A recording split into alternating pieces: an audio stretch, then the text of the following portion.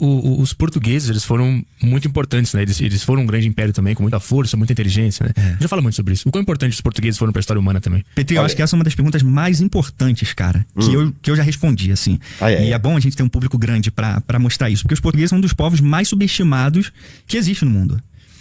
Tanto hoje, claro, mas do aspecto histórico também. Então, sabe, eu não sei, baseado no que mais subestimado? Assim, a historiografia dá bastante conta, sabe?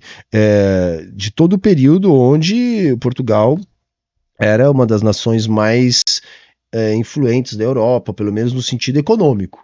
Então eu não sei de onde é que ele tá tirando isso. É porque ele é fã, né? Ele tem um comportamento de fã, e aí ele já começa envenenando o poço, né? Ele já começa dizendo, olha só, eu tenho uma verdade oculta aqui de algo que não é dito, né?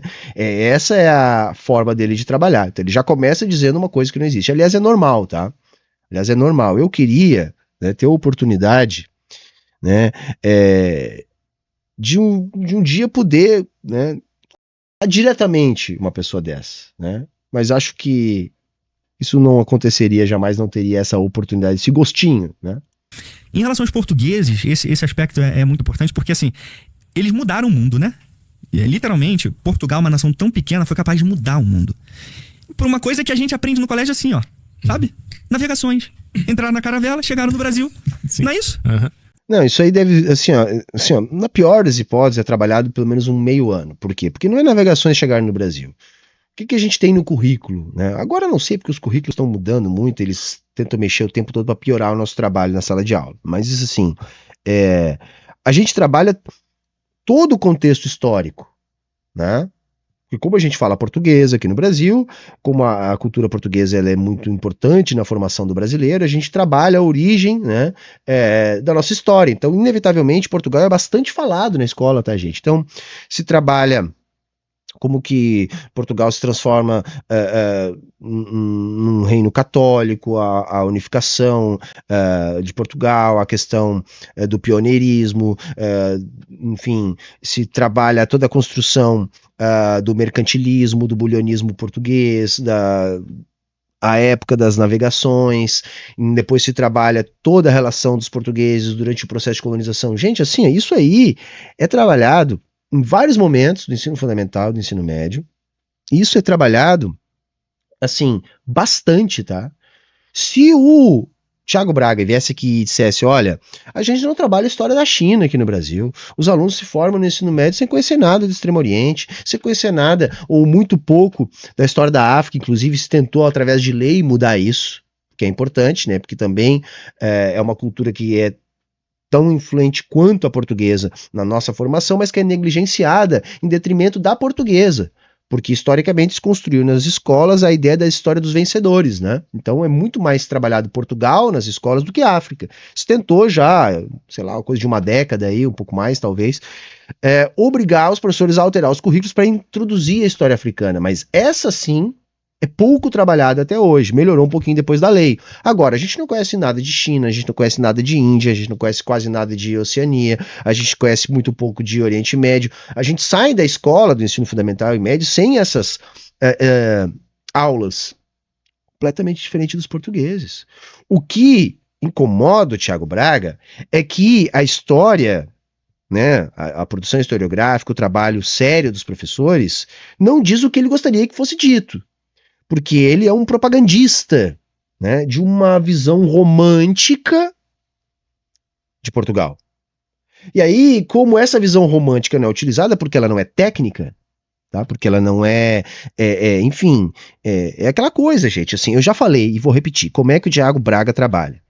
Ele faz a pesquisa dele, a equipe dele, que eu imagino que ele deva ter, enfim, com a grana que ele ganha, ele deve ter uma equipe, faz um trabalho para produzir o roteiro dos vídeos de história, como trabalham alunos do ensino médio. Sabe, no ensino médio você diz, olha, eu quero um trabalho para vocês de pesquisa, para me entregar tal dia. Tema: as conquistas portuguesas e a expansão marítima. Os alunos vão fazer lá pesquisa na internet, vão tentar, essa pesquisa pode ser mais longa, menos longa, enfim. Eles vão juntar, vão concluir coisas da cabeça deles, com o viés deles, a partir da visão de mundo deles, a partir do recorte que eles vão encontrar ali perdido, assim, meio sem critério, e eles apresentam um trabalho. Esse trabalho é um trabalho acadêmico, esse trabalho é historiografia, esse trabalho reconstitui a história. Isso é um trabalho de um profissional de história? Não. Isso é um trabalho de um aluno de 16 anos. Para um aluno de 16 anos, você vai dizer, ok, tá, é a visão do cara, vamos ver se, né, a gente direciona um pouquinho, não, esse autor aqui não dá, isso aqui não dá, isso aqui é mentira, tá. Mas tá, deixa eles botar a visão deles ali, né? Não é trabalho do professor de história e muito além disso. Só que o Thiago Braga faz isso e acha que é o bambambam da história. Sendo que qualquer profissional de história que vê isso está vendo que ele faz vídeo da mesma maneira que alunos do ensino médio, né, fazem um trabalho para entregar para o professor. Só que pior, né? Porque como ele é Deus Vultinho, como ele é ANCAPzinho, criado nesses chãs, nessas coisas, qual é a ideologia dele? Então veja, ele coloca a visão de mundo dele nas coisas que ele procura, monta uma narrativa e conta como se aquilo fosse assim. E aí quando ele olha para o que os profissionais da história fazem, ele não vê. Aí ele diz, poxa, olha só como eles manipulam a gente. Não, meu velho, não. Ao contrário, você está tão atolado de ideologia, né, que sequer consegue enxergar as suas próprias limitações. Né? Outro dia eu estava vendo aqui o Pedro Ivo lá do Ateu Informa e ele pegou um trecho que é didático para explicar, né, daquele vídeo da escravidão lá, que é um dos vídeos que mais dá controvérsia, se é que a gente pode chamar assim. Ele faz uma brifada, né?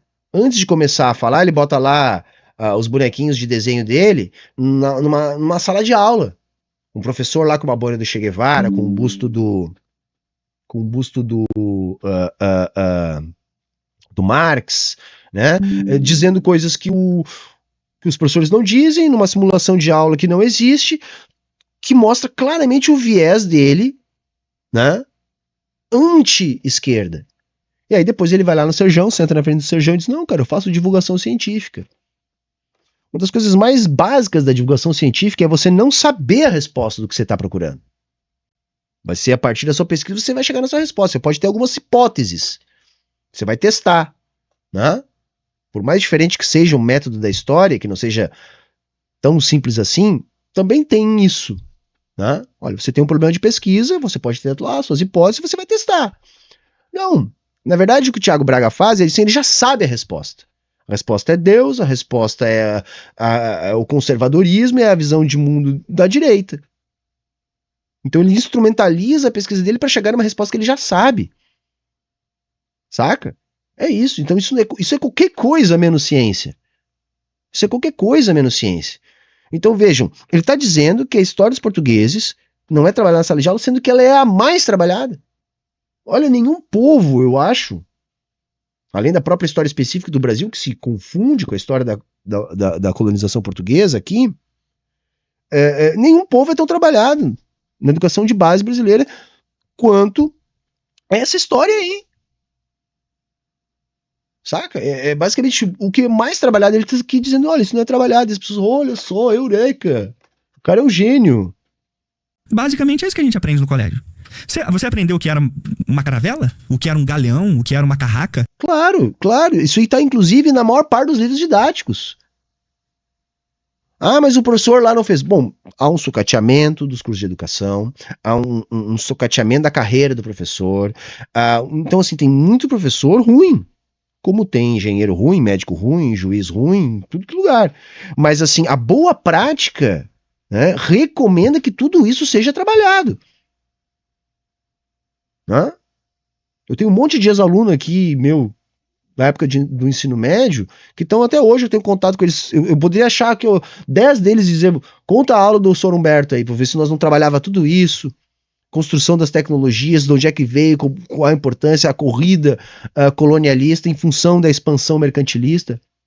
Isso tudo é muito trabalhado, muito trabalhado. Às vezes o que não é trabalhado é o quê? É que, na verdade, boa parte, a maior parte dessas tecnologias, elas não são criadas em Portugal.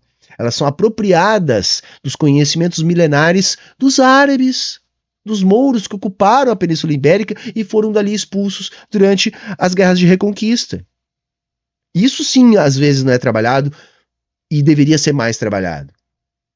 Muitas vezes não é trabalhado que a tecnologia de navegação no Extremo Oriente era superior à portuguesa. Então veja, O que ele quer é que se faça mais daquilo que a gente está tentando melhorar na educação. Entendem? É isso. Não. Pelo menos os relatos que eu vejo, por exemplo, no meu canal, e o pessoal conversando, e até dizendo, cara, eu não sabia disso, eu nunca aprendi sobre isso. Então veja, isso é um relato de gente lobotomizada do teu canal. Seu nabo falante. Tá? Experimenta falar com quem tá na sala de aula. Aqui quem tá falando tem 19 anos de experiência de sala de aula, de educação de base, de escola pública. Já trabalhei em 4 municípios diferentes, em mais de 10 escolas. Tive contato com dezenas de outros professores de história de educação de base ao longo desses 19 anos. Diferentes diretores, diferentes supervisores, diferentes realidades sociais. Em todas elas, a maior parte dos professores eu posso assegurar que trabalham essas questões. Uns melhor, outros pior, uns com mais técnica, outros com menos, uns com mais leitura, uns com mais jeito, mas trabalham. Se você olha o que está, por exemplo, nas orientações técnicas do Ministério da Educação para ser trabalhado na sala de aula, essas coisas aparecem. Cada vez menos, cada vez mais misturada com um monte de coisa que as políticas da direita introduzem ali para dificultar o nosso trabalho. Mas essas coisas estão lá. Então você está dizendo, mas essas coisas são assim porque no meu canal... Cara, se eu for tirar por média qualquer merda que escrevem nos comentários do meu canal, qual vai ser a minha visão de mundo? Isso. Porque né, existe toda uma ideia de que o que a gente tem que contar é só o lado podre do imperialismo, né? Uhum. Que teve o seu lado podre também, ninguém discorda disso. Teve muita coisa ruim, né? Mas, assim, o lado podre, entendeu? A gente tem que pensar para quem e para quê. Porque, por exemplo, o imperialismo foi maravilhoso para os ingleses, para os estadunidenses, da classe dominante, né? Bom, para eles foi ótimo, né? O mesmo não dá para dizer, né? Para os povos autóctones, para os africanos, para os pobres, para os colonizados. Não, aí não dá para dizer isso, né? A gente tem que colocar as coisas em perspectiva. Eu digo assim, por exemplo, tá, gente?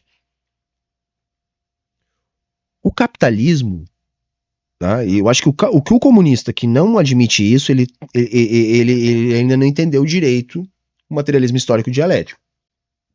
O capitalismo é, até hoje, o modo de produção mais produtivo que nós já fomos capazes de desenvolver.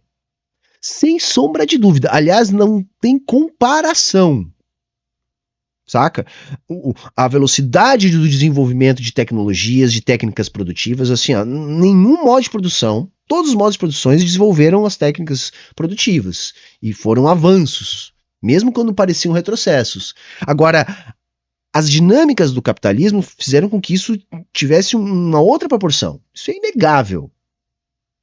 Da mesma maneira que nós, marxistas, defendemos que as relações de produção dominantes são as mais produtivas. Então é por isso que o capitalismo é dominante. Não só, vai. Vocês estão entendendo, né? Agora, qual é o ponto aí? Isso tem um custo. Toda essa produtividade, né, para se atingir esta produtividade, se tem um custo altíssimo. Se tem um custo social, se tem um custo ambiental, se tem um custo político. E quanto mais há desenvolvimento dessa produtividade, porque a lógica do capitalismo ela estimula o crescimento permanente dessa produtividade, mais as contradições ficam agudas.